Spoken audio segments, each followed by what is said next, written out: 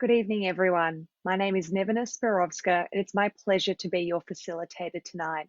On behalf of the Victorian Multicultural Commission, I welcome you back to our fourth Curious Conversation public lecture. We begin by acknowledging the traditional owners on the land on which this event is taking place, the Wurundjeri people of the Kulin Nation, and pay our respects to elders past and present. I extend this respect to any Aboriginal and Torres Strait Islander people watching this event. We acknowledge the connections to the lands, skies, and waters, and the continuing languages, stories, and songlines. Sovereignty was never ceded, and this was and always will be Aboriginal land. To begin this evening, I would like to welcome the chairperson of the Victorian Multicultural Commission, Viv Nguyen.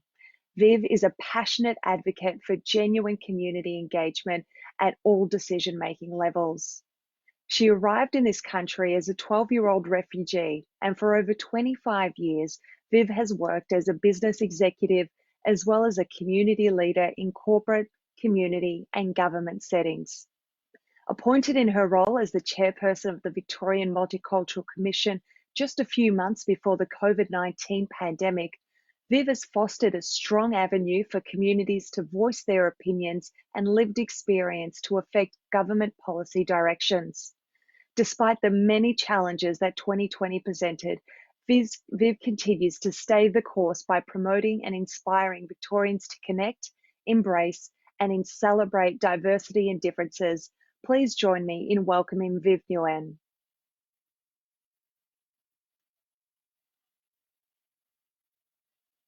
Thank you very much, Viv. Sorry, Viv, you're just on mute. Good evening, and thank you, Nevena, for opening the session. I would like to start by paying my respects to the traditional owners of the land on which we are meeting, the Wurundjeri people of the Kulin Nation, as well as the Aboriginal people joining us here this evening. I acknowledge that sovereignty was never ceded on this land, and we will continue to honor the truth, the languages, histories, and cultures of the First Peoples of Australia. It is my pleasure to welcome you to another curious conversation. In these discussions, we ask our speakers and the audience online, what does multicultural Victoria look like in 2030? This is a fourth installment of the Curious Conversation series, which we will continue running over the coming months.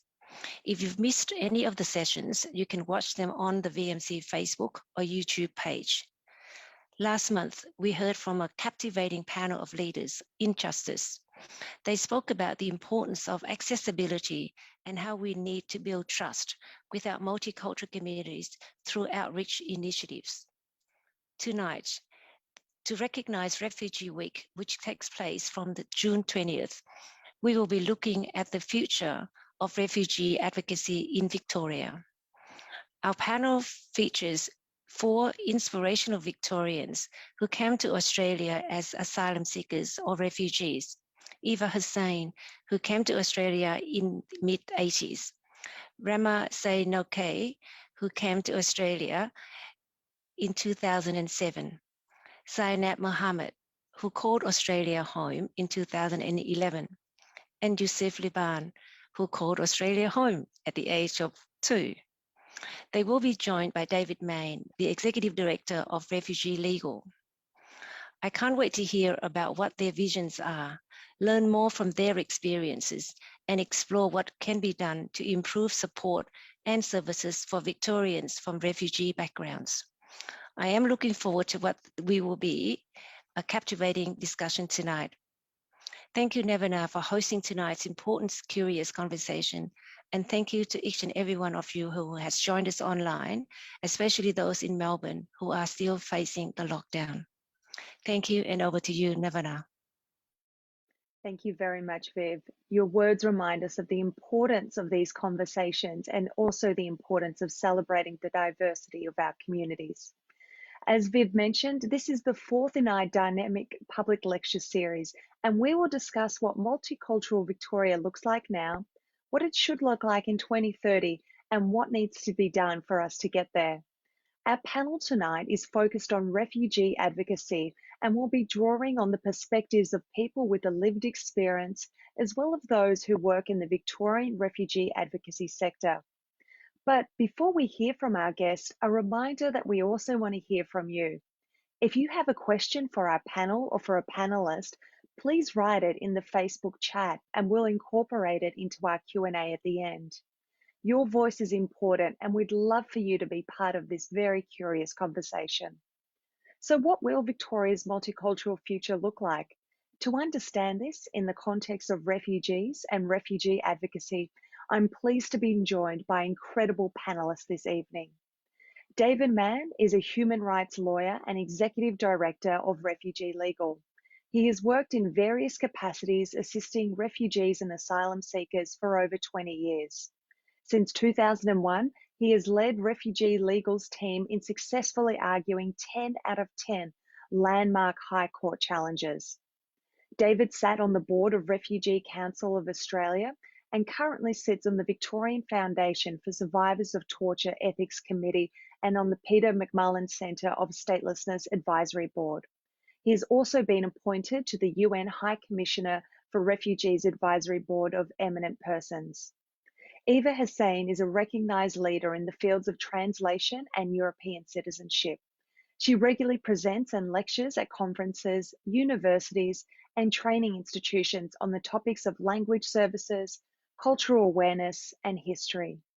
She is the founder of Polaron and plays an important active role in the global development of the company. Some of her previous management and operations role include the telecommunication provider and administrator of local government aged and disability department. Remer Say Noe Keh is of Thai Burma Malay cultural background and whose family arrived in Australia in 2007. Currently, she is studying early childhood at Victoria University and works as a community liaison officer with Wyndham City Council and also as a teacher's aide with Victorian School of Languages. Zainab Mohammade is an Afghan Hazara cultural background and came to Australia in June 2011 at the age of 14. She is currently completing her last semester of the Bachelor of Education Early Childhood. Her father travelled to Australia by boat from Afghanistan, facing treacherous conditions in both the jungle, in jail, and escaping so his family could come to Australia. Our final panelist is Yusuf Liban, of Somali refugee background. He currently works as the director of Melbourne Fashion Week Modest Fashion Runways, the first modest runway in Australia. He is also a youth leader, event coordinator, and the community liaison officer of the Somali Australian Council of Australia. Welcome to all of our panelists. It's an absolute pleasure to have you all for this very curious conversation. And perhaps, David, we can start with you. I'd love to understand, what does multicultural Victoria look like in 2030 to you? Well, thanks very much, and it's a real privilege to be presenting tonight on this very important for this very important session, and with an inspiring group of presenters. So, thanks for the invitation, and I also just wanted to note the outstanding work of the Victorian Multicultural Commission, and in its work with multicultural communities. So, thanks very much for this event, which is part of that work. And I thought that what I might do is start with the vision by noting that for both asylum seekers and for refugees, much depends on federal policies because it is a federal jurisdiction, of course. And so let's imagine those for a moment, what those policies might look like for both asylum seekers and also for refugees. But I think at their heart, what we need to see by 2030 is policies which are consistently fair, inclusive, and accord people full rights. Full rights, not just rights that are conditioned or limited in so many ways that we see. Firstly, on asylum seekers. I want to outline what I see as key aspects of what the policy could and should look like. It should include fair and expeditious assessment processes for people seeking asylum, That includes access to free legal assistance for people in what are processes in this country which are complex and onerous legal processes to apply for protection as refugees. And where legal assistance is absolutely vital to ensure that people get a fair hearing of their case. The second is that the outcome for people found to be owed protection as refugees lead immediately to permanent protection, not temporary protection, to ensure that people have enduring protection to be able to rebuild their lives with dignity and in safety, and to be able to fully participate in the life of the community. The third is work rights for all, not just for some, but for all, so that people can be able to fully participate again, in the life of the community. The next and fourth is that there be no lapsing of visas and people left unlawful in the community through no fault of their own and left in a twilight world of uncertainty on top of the uncertainty that so many already face. The next is that there be access to the basic means of living. That is full access to healthcare and welfare supports. And the final is that there be no arbitrary detention. And that includes, of course, ending a policy which has seen so many people in this country, including in Victoria, facing indefinite detention, potentially for the rest of their lives, without charge in Victoria, within Victoria, including most recently, as we see, in hotels. So in the absence of that, the state of Victoria will continue to be looked to, because, if I may say so, people don't live in federal Australia, despite these being federal policies. I want to now turn briefly to refugees. So that was about asylum seekers. I want to now turn briefly to refugees. That is for people who've been recognised as being owed protection overseas and in Australia. The first part of the vision is a significant increase in the humanitarian program, lifting from what has been reduced presently to 13,750 places per year, but to see a very significant lift in the program, so that so many people in desperate need globally, many more people are able to access protection in Australia and to be resettled. The next is an increase in family reunion places as part of that program. There is a very significant problem in this country where we see intergenerational exclusion from family reunion. That needs to be shifted so that there is far greater access to family reunion in this country. And the third is expedited citizenship determination. So many people who want to become citizens are unable to, due to inordinate delays and other exclusionary aspects of policy. Want to see a fundamental shift in that. If I may say so, citizenship is often not considered to be what it is, and that is one of the most fundamental of all human rights. Because if I can put it this way, having the little blue book in your hand, that is the UN handbook on the UN Declaration of Human Rights, to have that in your hand, for many, doesn't reach full meaning unless you have the little blue book in your hand, and that is the passport. It is so fundamental for people to attain and exercise full rights that they have citizenship. If there is no change at the federal level, the state of Victoria will continue to be a crucial safety net in this vision, and that it will include where there are gaps and where there has been effectively a failure to meet responsibilities and obligations to asylum seekers and refugees at the federal level, which continues to be a major problem. Instead, what we will see and need to see is a continuation of the state of Victoria being that crucial safety net to step in to ensure that people can get access to free legal services. They can get access to hardship payments, to housing, pathways to employment. And I would also say there that the state has much in place already. The state of Victoria already has much in place in the areas of health and education and other areas that I've just mentioned. But by this stage, that is 2030, we also need to see thorough implementation of the recommendations from the Royal Commission into Mental Health, services strengthened for called communities, trauma-informed services, and interpreters, ready access to interpreters where necessary, as is so often the case that it is. And we also need to say this in the area of physical health as well, not just mental health, but physical health. And finally, I wanted to end with this. The Victorian Multicultural Commission, the Victorian Government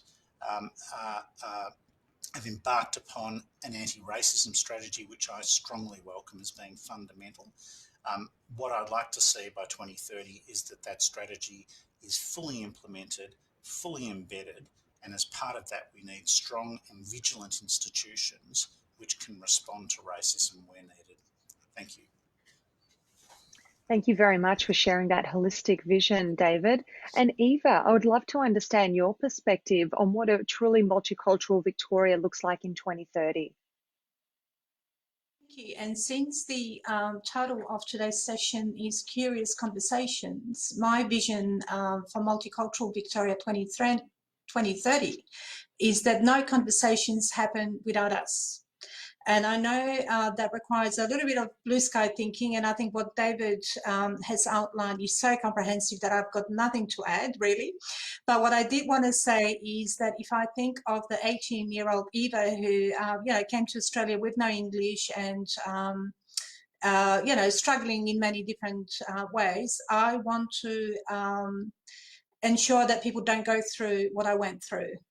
In that Australia is a wonderful place, but I think there's still a way to go with basic things like, co-designing services, talking to people about what they might need rather than, I guess this might not be very popular, but, kind of throwing money at the problem instead of involving people in those conversations that are sometimes difficult and sometimes aren't going to give us all the answers we need.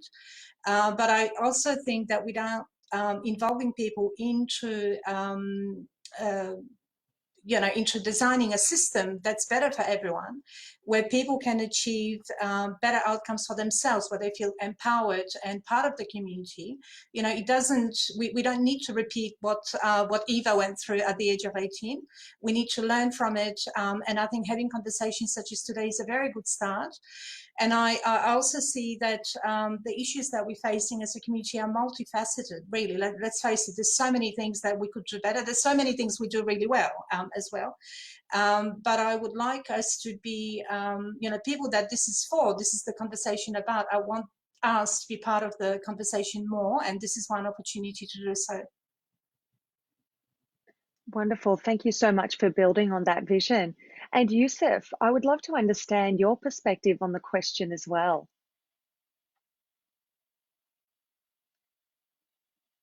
Yusuf, you're just on mute. Is that any better?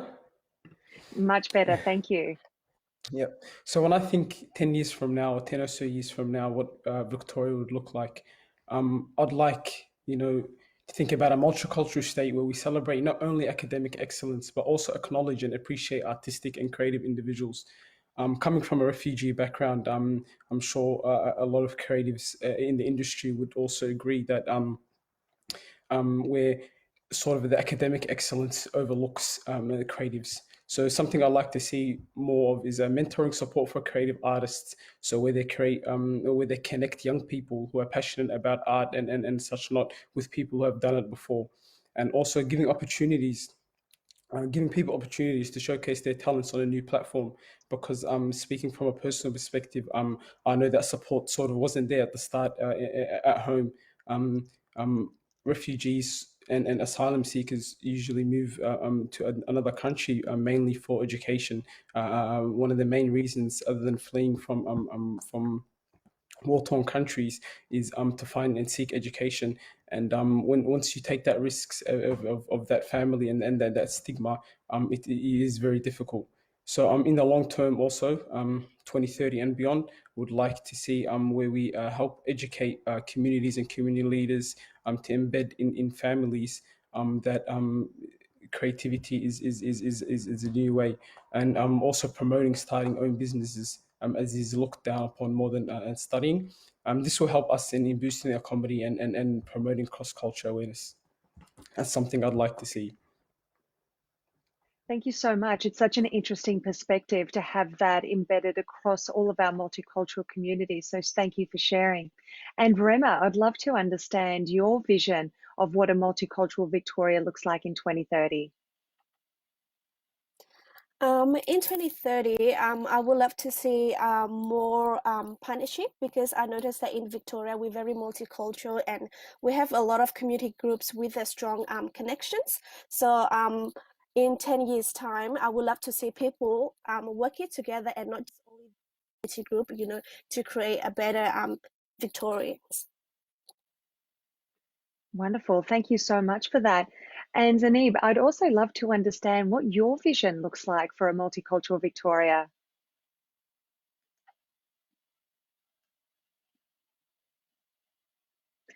Sorry, you're just on mute. Can you hear me now? Indeed we can. Thank you. First of all, I would like to thank VMC for giving me this opportunity and start my talk with acknowledging the true owners of the land and pay my respect to the past, present, and emerging. David and everyone else has covered so much that hasn't left anything for me. But from my personal experience, 2030 to me in Victoria would be somewhere that I could call home, and so much diversity around me that I wouldn't be able to see any discrimination. And everyone in here should be able to pursue the dreams and the reason that they came to Australia in the first place. For example, I'm from a Hazara community where in Afghanistan we cover 20-25% of the population.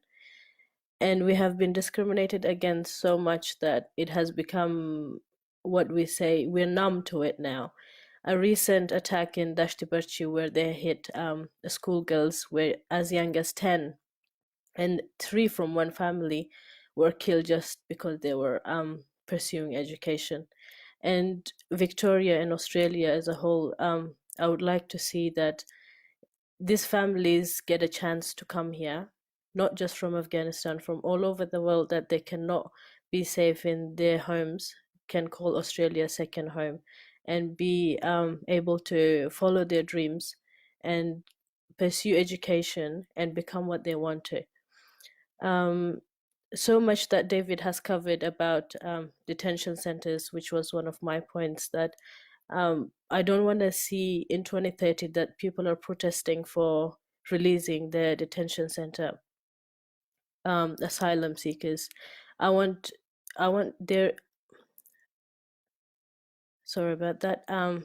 I want to see a Victoria that has no detention centers. I want to see an Australia that has no detention centers, because they have been punished enough for who they are in their own country, and we don't want to punish them here again.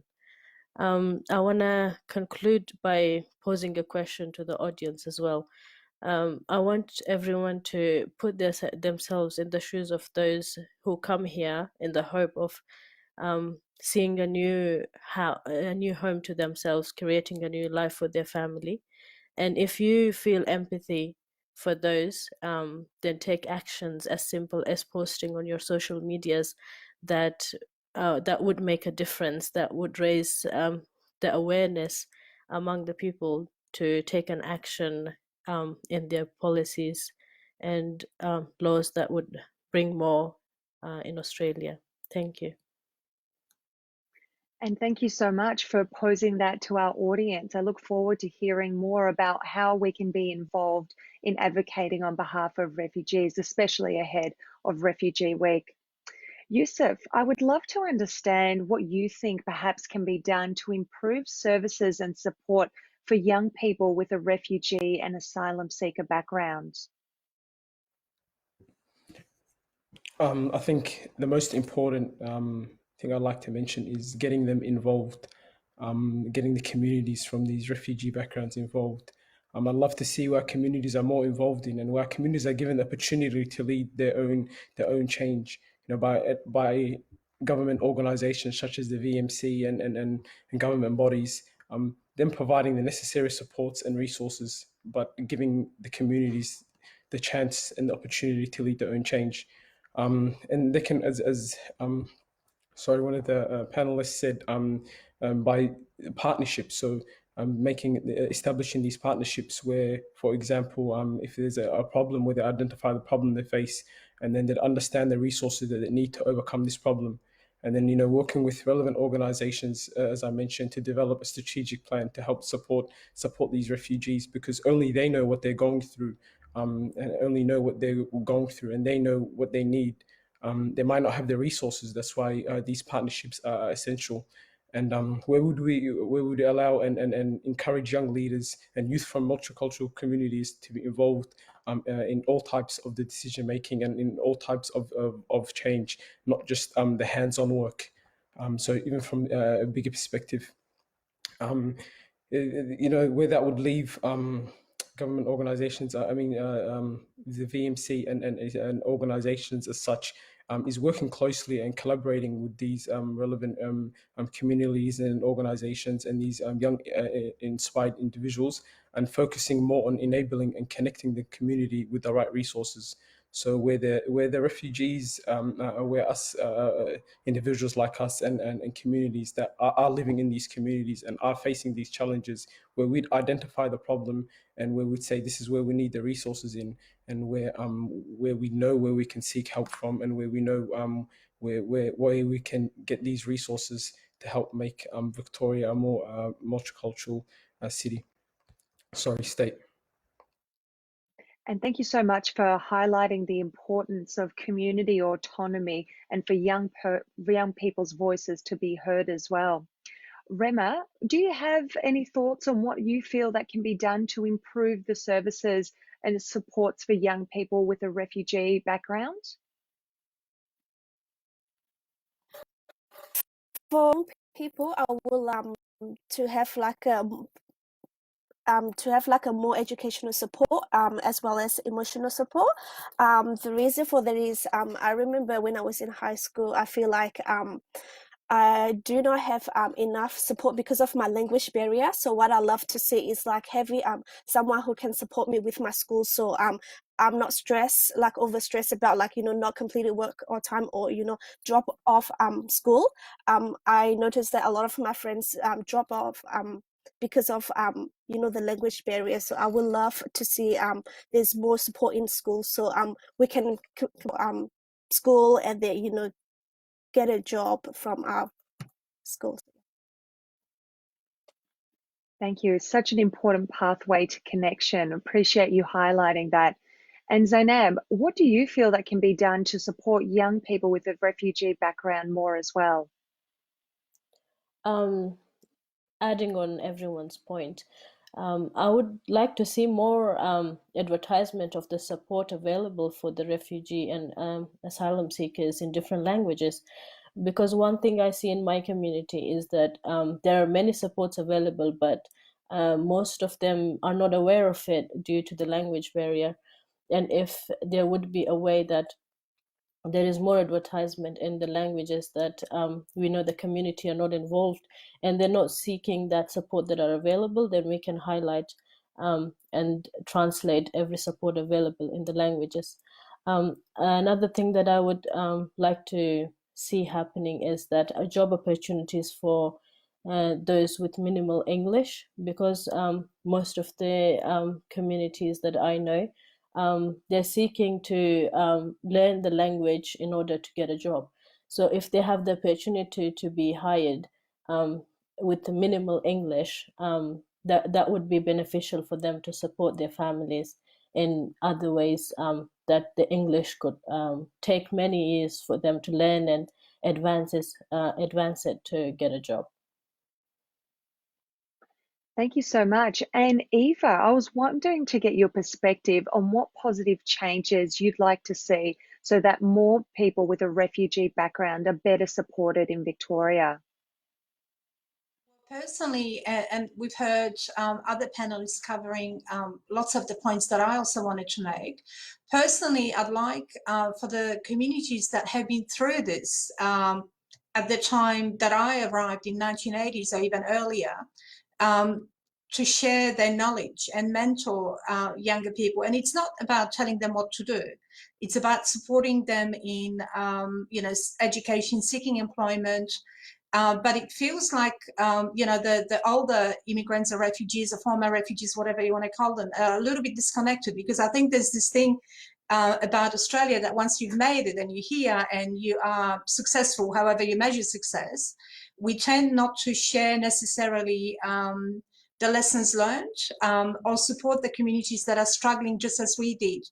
So for me, I would love to see more people such as myself out there supporting younger people, sharing their knowledge and providing them with the mentoring that's required to achieve.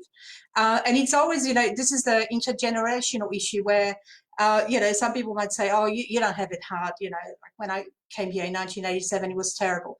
But, everyone's struggling. And I think that struggle is real, and we mustn't, kind of discount it. But instead, what we should do, and I'm an eternal optimist, we should try and promote cohesion and assisting each other and helping each other, and not forgetting how bloody hard it was when I came here, and why should people have to struggle again? So my point again goes to what I said earlier, is that where possible, we should really be out there and supporting, younger people that are going through what we went through back when.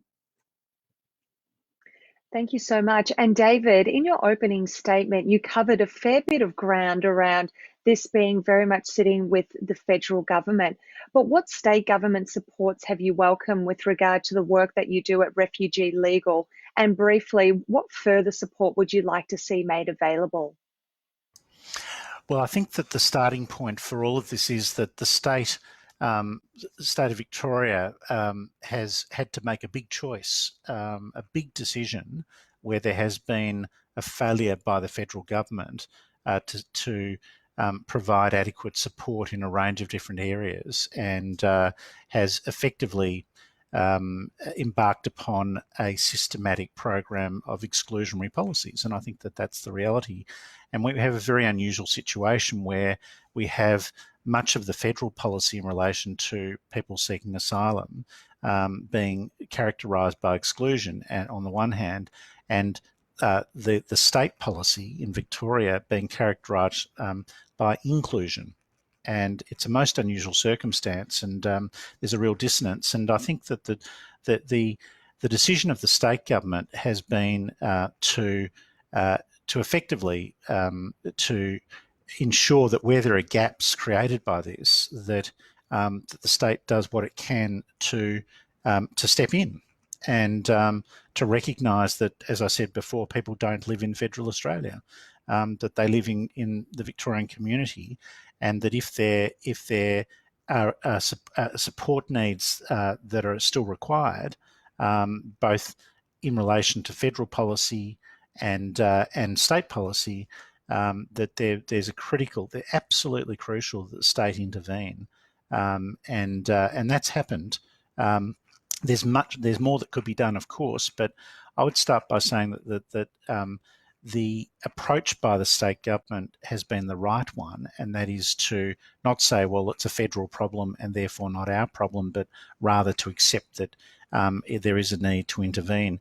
My interest is mainly actually in supports being seen as holistic and integrated, and so really the needs of asylum seekers and refugees should be seen as and the supports that flow from that from the government should be seen as integrated. And what I mean by that is, for example, that one of the greatest needs of all is the legal need, because it's the getting the legal permission to stay if you fear being returned to persecution.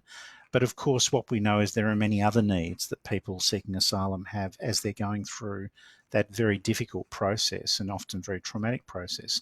And that includes, for example, access to health, including mental health services, psychological supports, which can be absolutely critical in terms of someone's well-being, their ability to engage in the process. People need a roof over their heads, so housing again, employment, access to employment, which we know is so central to people's sense of well-being and sense of self and worth. and also in relation to their ability to earn an income. But also, I would add to that one other key need, and that is that for many people that we assist, there has been an inability to access income support due to federal policies. And that has resulted in many people going through what are very prolonged, unfortunately, prolonged delays through processes that can go on for years, legal processes. And that's federal government policy. People need support while they're going through that process. And so I think it is fundamental that that the state government, as it has been doing, is looking at ways of ensuring that people get some modicum of some adequate form of income support as well, so that we don't have people living in our community in a situation where they're at risk of destitution. So I see that, yeah, that's a basic picture for you of the critical nature of state intervention. There has been some welcome progress in those areas, and I'm very pleased to see that. But I still think that there's much more that can be done. And the vision, again, in relation to that, and the strategy must be one of seeing the person as a whole, you know, and someone that is living with us in the community, and so an integrated approach also needs to take into account the fact that people, however exclusionary federal policy may be, and someone mentioned before punitive. That in Victoria, people live in the community with us as part of the community, and that means something in terms of state government intervention and support, and that means making sure that people are able to sustain themselves and to be able to lead a dignified life. You're watching the Victorian Multicultural Commission's Curious Conversation public lecture series. As we move to our Q&A portion of the event, if you've got a burning question, please drop it into our chat so we can ask it to our panelists. Eva, there's a question for you in the chat, and it asks, communication is an important tool we have to ensure diverse communities understand important messages. What insight has your work given you with regard to making sure people understand the complexities of refugee advocacy?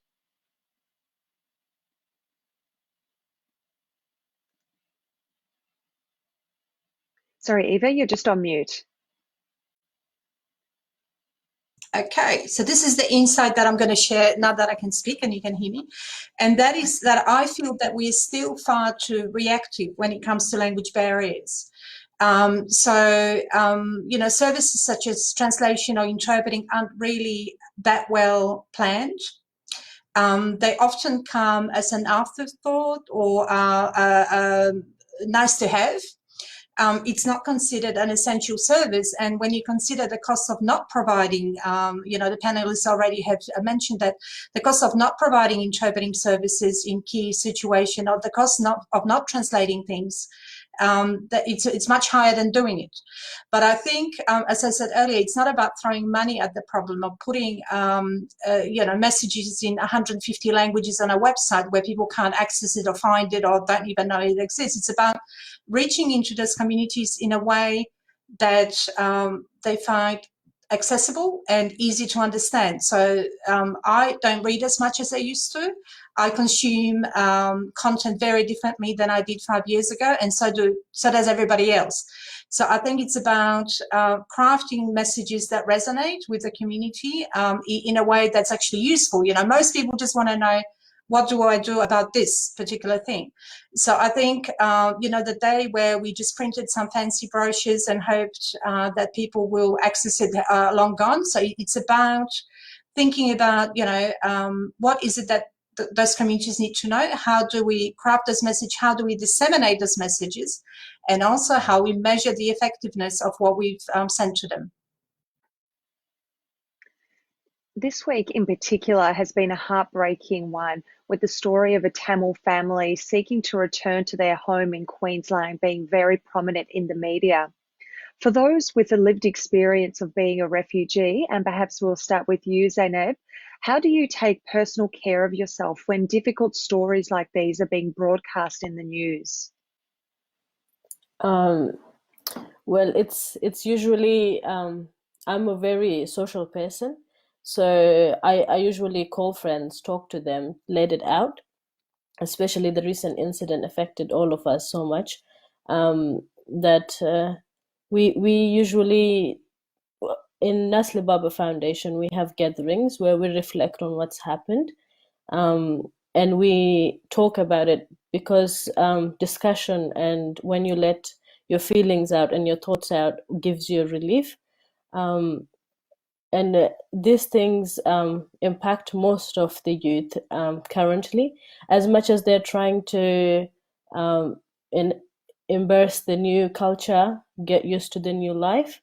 They're still attached to their home country, and everything that happens there affects each individual here. And I would like to see more support available.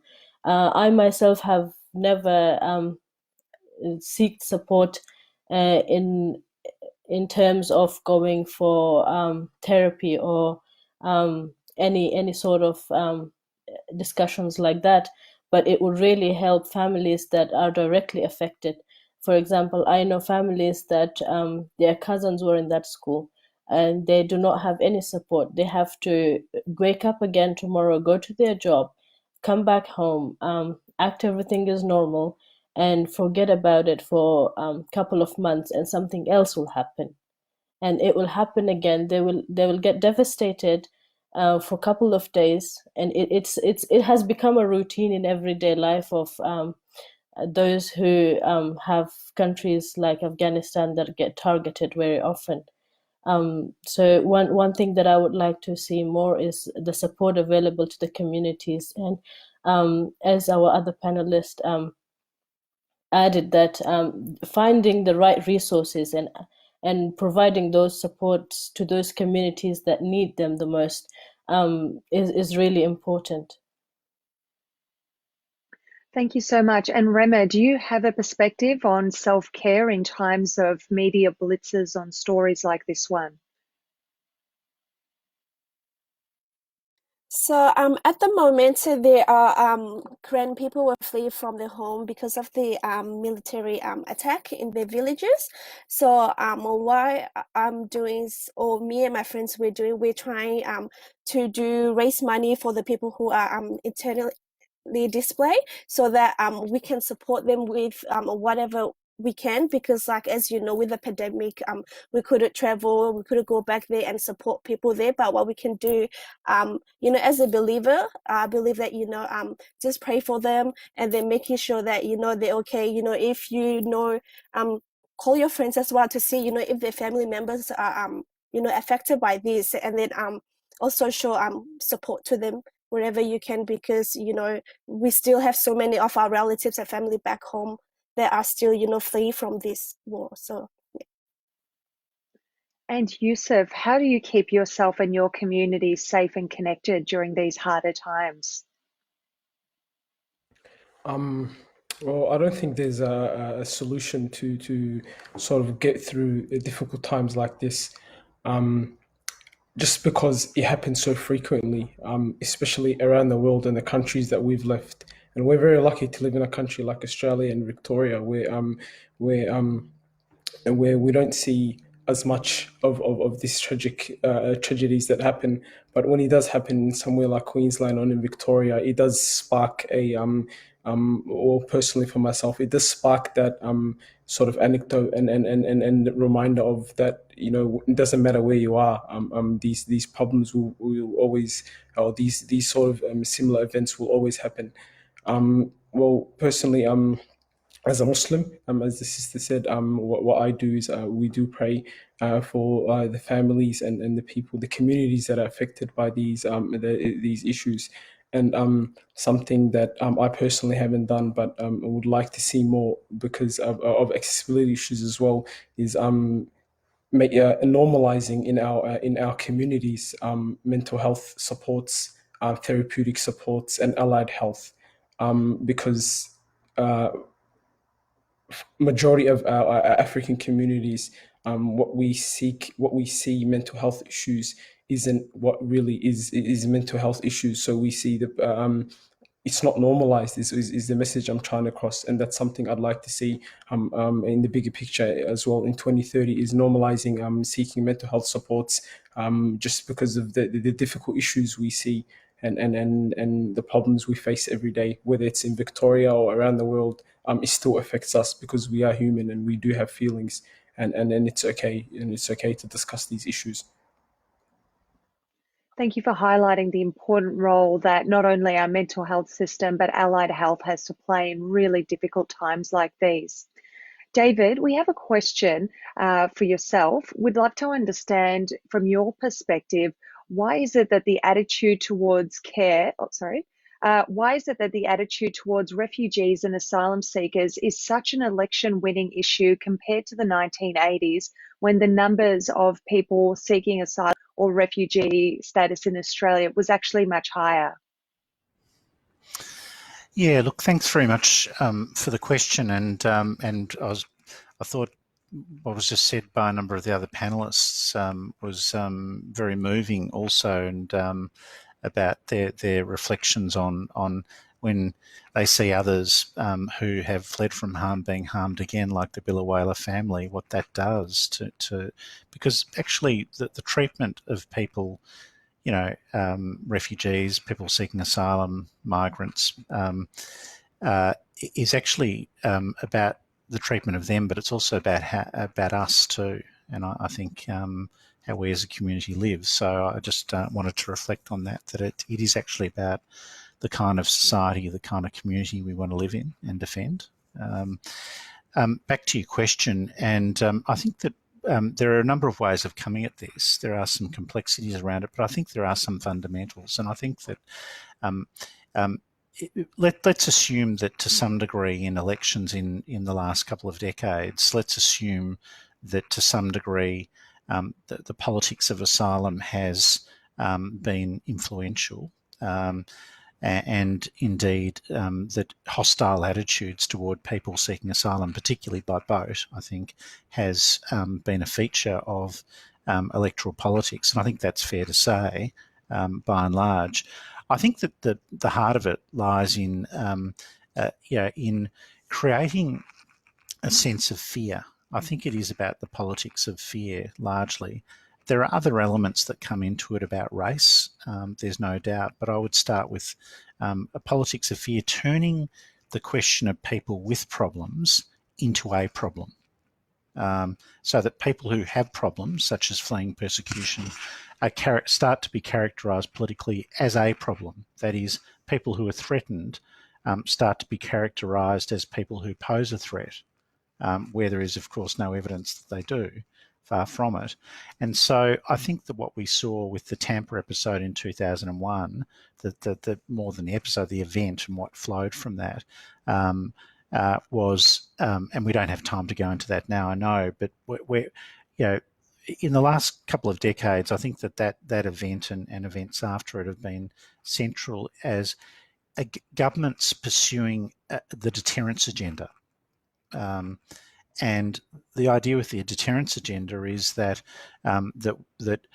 people who are coming by boat need to be stopped from coming and deterred. And what comes with that policy is the creation of a fear that somehow people may pose a threat to us, and what we lose sight of with that kind of policy is the predicament of the people who are coming seeking our help. And in fact, deterrence policy ends up having no interest in the plight or the welfare of people coming to our country seeking help. It's all about sending a message by using those people as effectively human shields in order to stop others coming.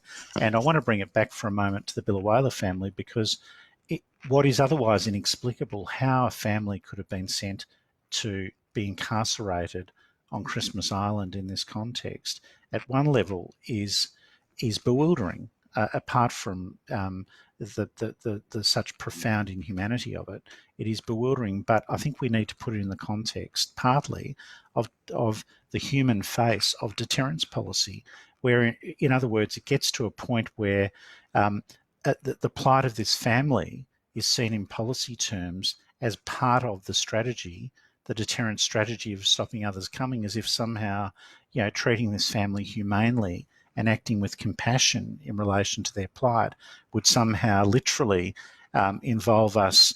If we were to act compassionately, it would see, you know, an armada of boats start to approach our shores again. You know, it's that kind of thinking that, you know, that you know, one crack of light, one act of compassion somehow could see a weakening of our borders.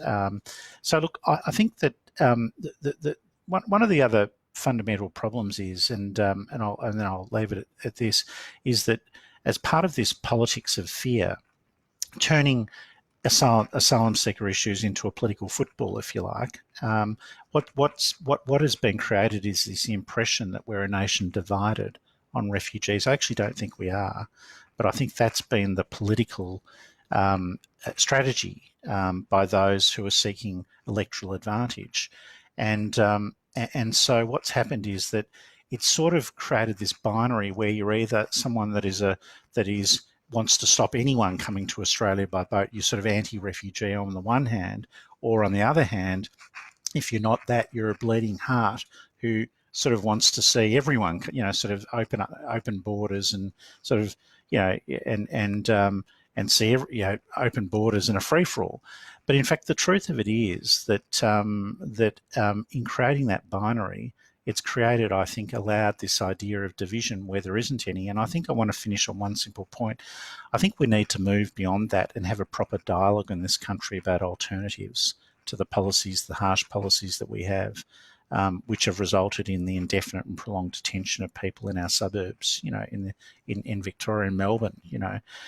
We need to, and I think as part of that, I think it is really important to understand the fears and anxieties that drive these policies, you know, that and not to succumb to them, but to actually take seriously the fears and anxieties that may have resulted in this becoming an electoral issue, rather than dismissing people that we may disagree with as sort of rednecks or racists, but rather to try to understand the fears and anxieties, not to succumb to them, but to address them as part of a proper dialogue in this country about an alternate policy which would be fair, it would be decent, and it would be humane.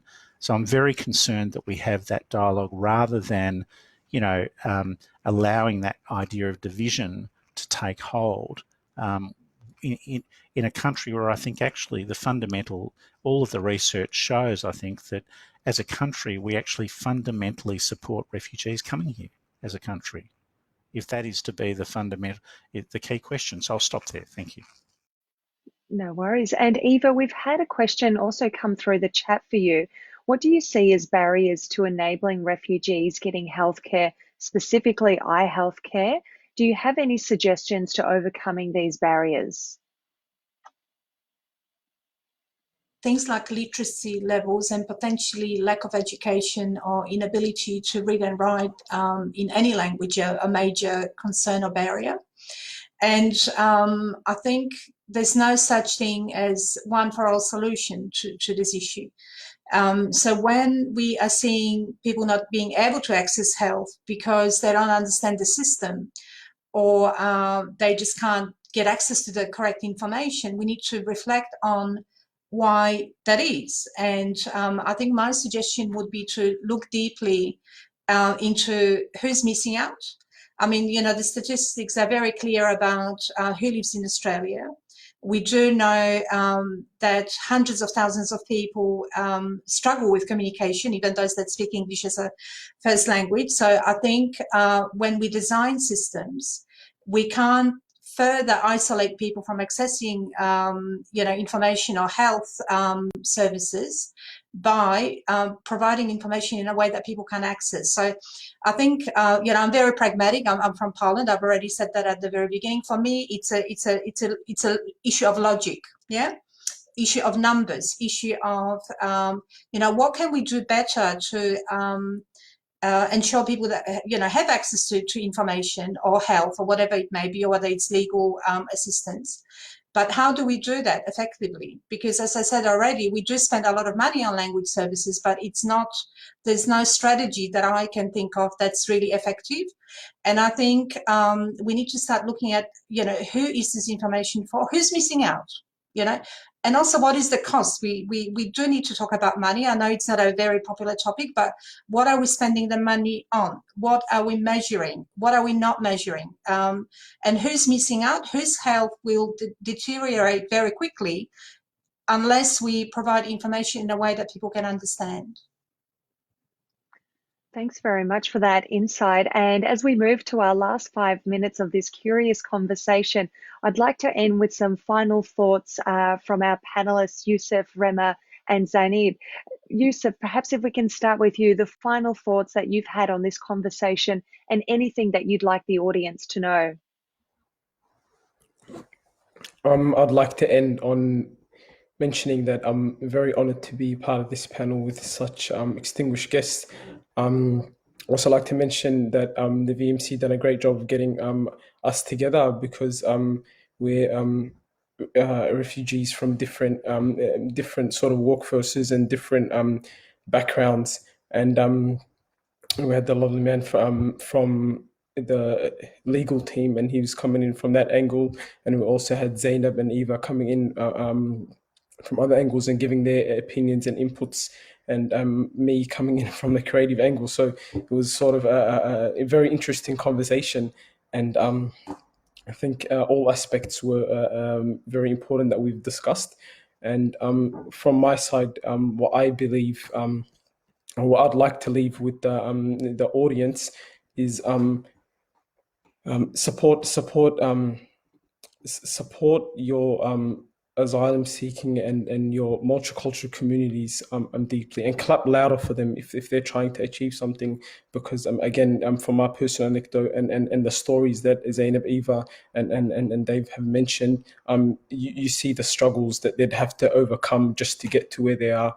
And I also say I also live by a policy saying I clap harder for other multicultural communities, just because I personally understand the struggles that they had to get through from back home, starting from back home and coming to the country, learning a new language, getting through primary school, getting through high school, who's lucky and who's not.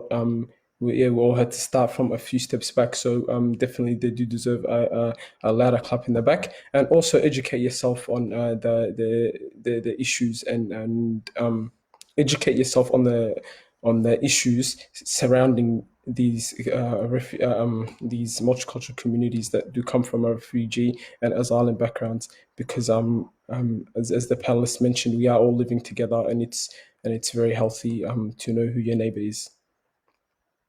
Thank you very much, and a very powerful message to see people for who they are, for who their stories, and to celebrate and welcome them into our community. Remer, I'd love to hear your final thoughts on our conversation this evening. Yeah, first of all, I would like to thank VMC for inviting me. I learned a lot, and I'm very glad that I listened to this, people for their ideas, which I found very helpful. What I would love so what the audience can do is maybe go and talk to your neighbors and find out, listen to their story and find out listen to what they have to say, and they ask them how you can help them. Also educate your children, or if you have a friend that is not open-minded about like a refugee or asylum seeker background, tell them about that you heard, so they can be more open-minded and they be accepted and welcoming to these community groups. A very powerful message. Thank you so much for sharing. And Zainab, would also love to understand what you would like the audience to know and your final message for how they can better support refugees in our community. Thank you again for giving me the opportunity, VMC. And thanks for all the panelists for sharing their great ideas and different walks of life and their experiences.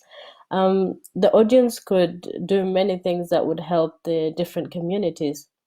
One of them is to get more awareness of the cultures and differences that we have, and accept those differences. And as much as that we try to adapt the new culture, the Australians could be more acknowledging about that as well. Another thing is to acknowledge the new generation, that allowing them to learn more about multicultural Australia, and this new generation will create adults that would bring Australia together with more asylum seekers and more refugees to new home. They could do as simple as sharing what they're feeling about multicultural Australia or multicultural Victoria in their social media platforms. As we media is very powerful nowadays. Even one share of what they feel about what's happening in different countries, in different parts of the world that has affected someone they know or affected them, could bring many changes in Australia. Thank you again for giving me the opportunity. And thank you so much for your inspiring messages and words of actions to our audience this evening. A sincere thanks to each and every one of our panelists who have joined us tonight, to the Victorian Multicultural Commission and the Victorian Multicultural Commission's chairperson, Vivian, as well as every single person who commented and viewed our conversation this evening.